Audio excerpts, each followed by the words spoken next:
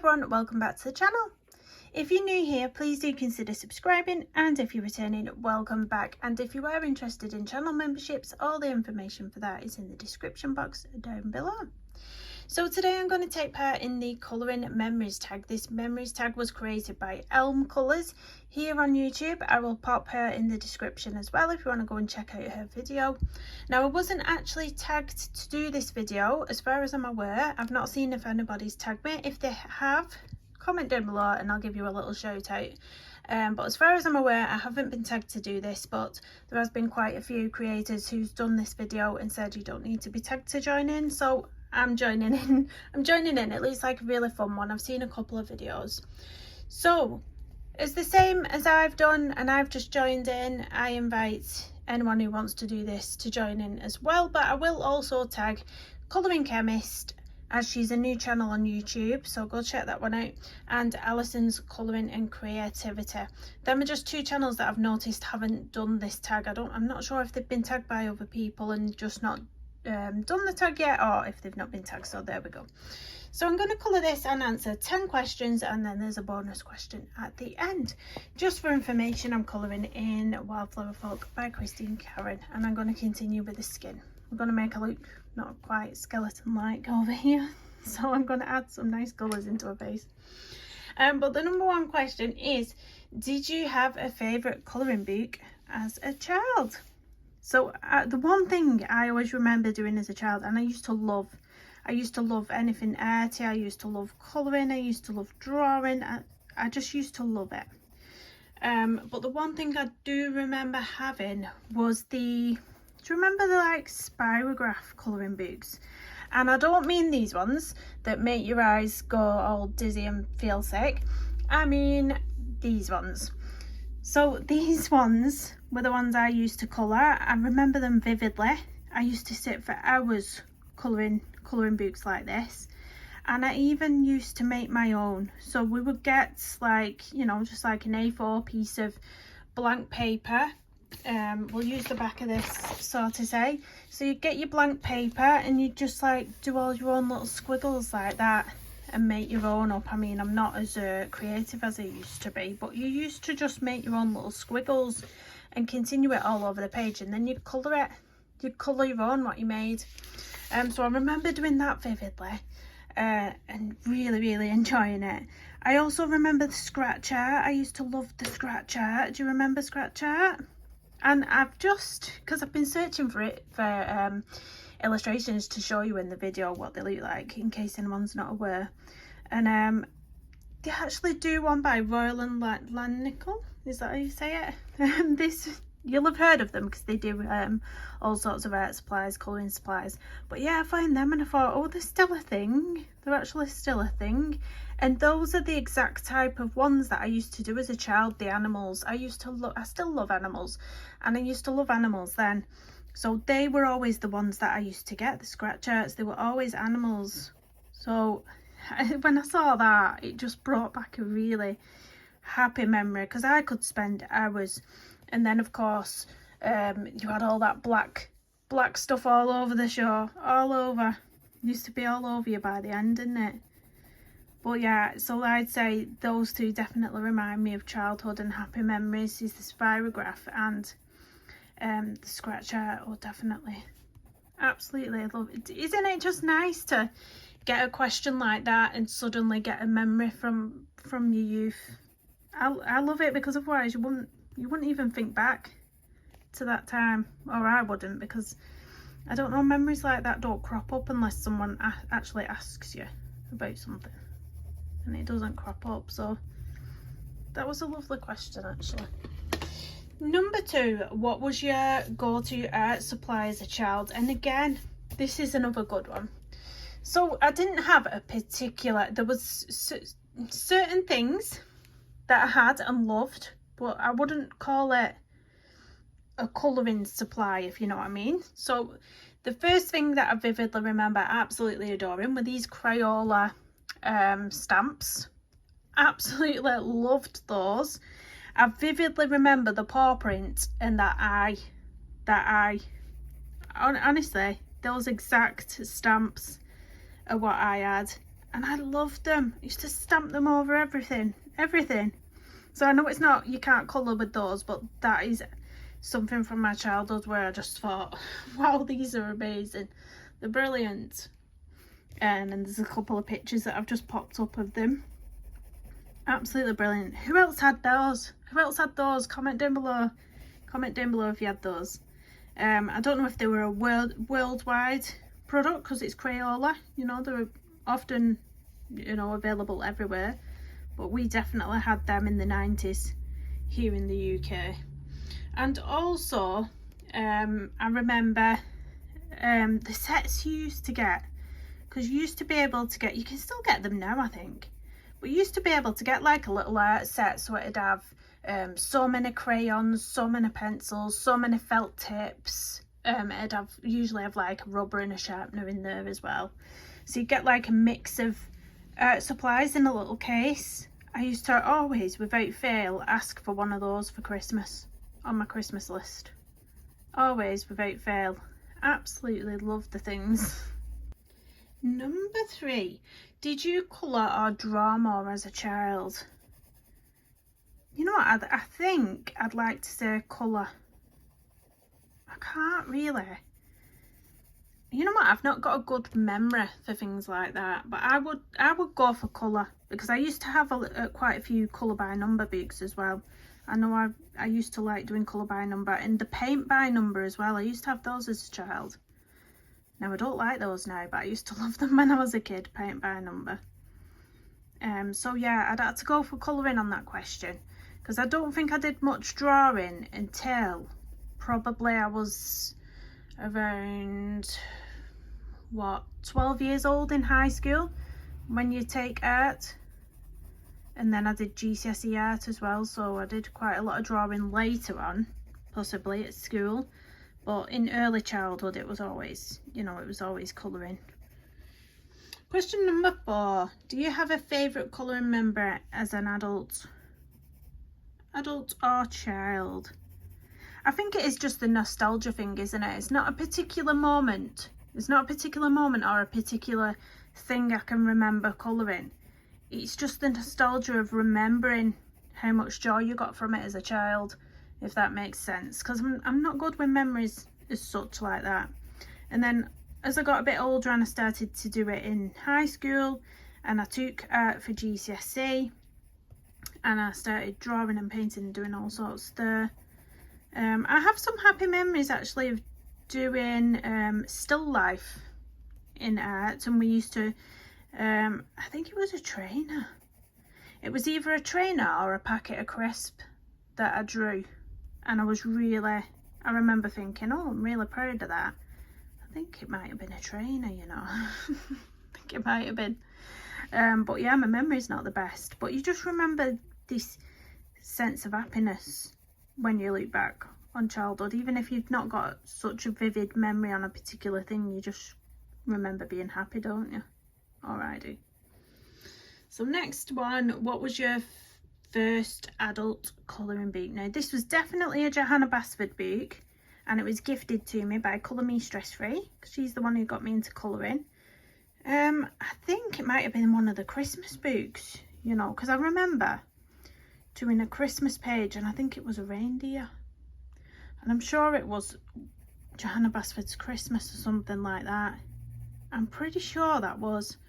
And then the first book that I bought myself, because that one was gifted, the first one I actually bought myself was the Hannah Cows and Soulmates book, also known as Spirit Animals. It has 2 names. Yeah, Hannah Cows and Soulmates was the very first one I bought myself, and I remember thinking, this is beautiful. A lovely hardcover colouring book, and I just thought, you know, this is definitely adult colouring.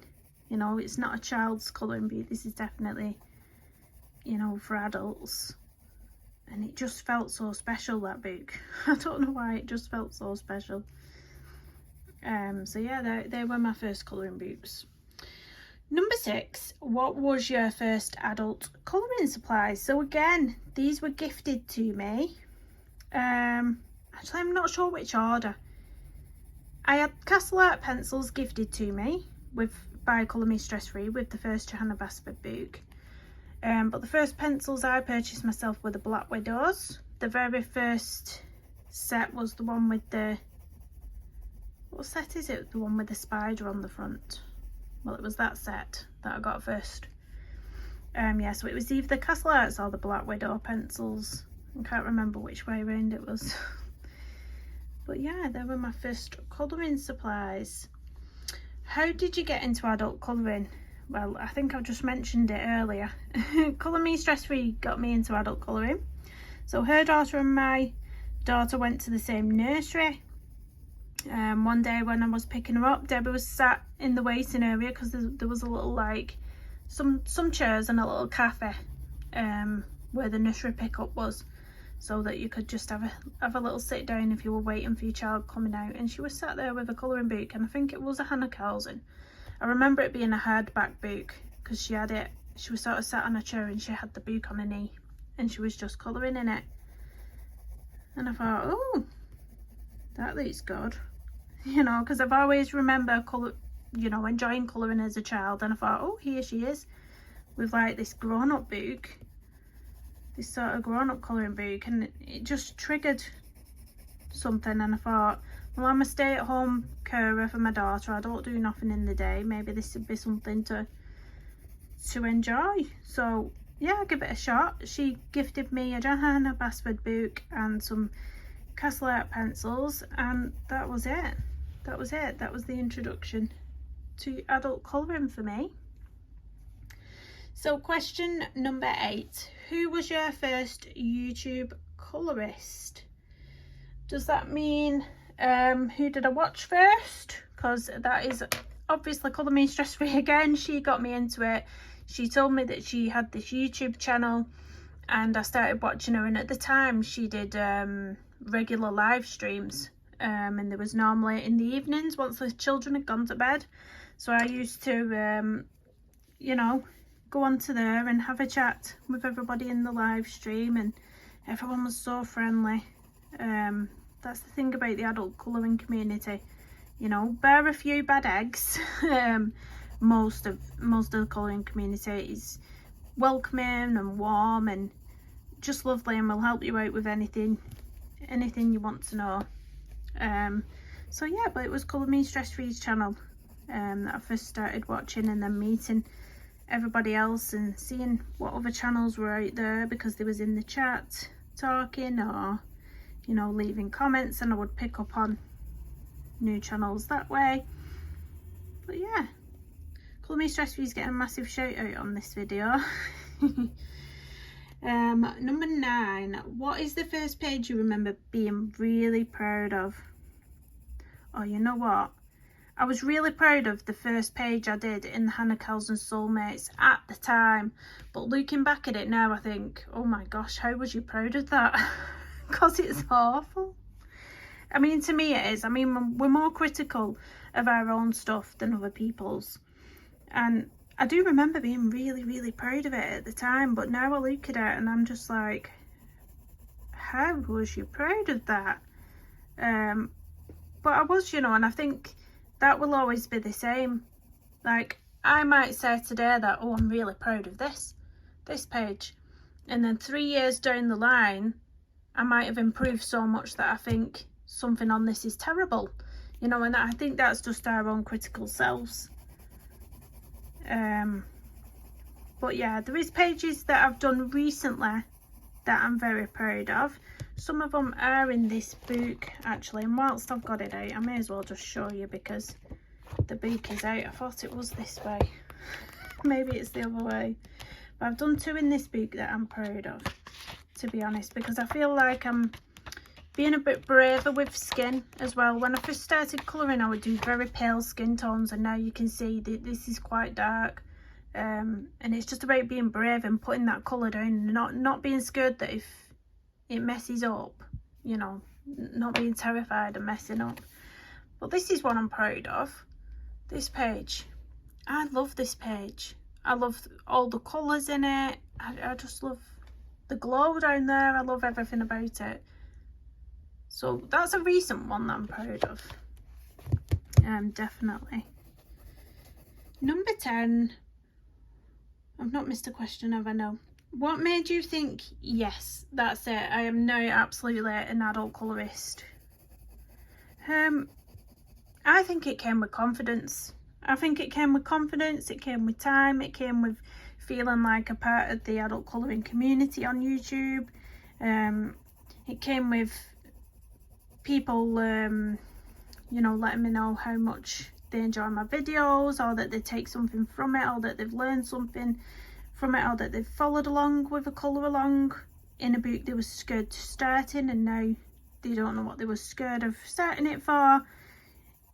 You know, just all those little things. And obviously, you know, I still really enjoy it. I have got into paintings as well recently, and I do enjoy my paintings. I do enjoy my paintings, but I do still enjoy the colouring. So yeah, it's everything about the whole community that makes me feel like an adult colourist. It really is. You're all so lovely.